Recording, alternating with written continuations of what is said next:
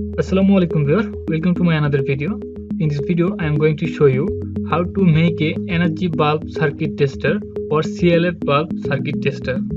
For making the tester we will be use a energy tube and polyester capacitor.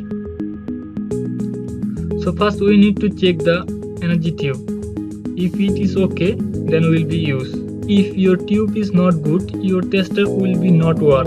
So first we need to check the tube continuity. If the continuity is okay, then can use this tube for testing. After test the tube, to be into filament, one wire has to be connect to the capacitor.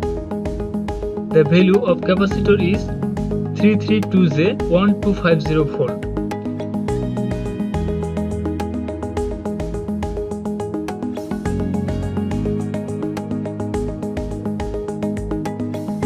And other two wire will be connect to the circuit for testing the circuit.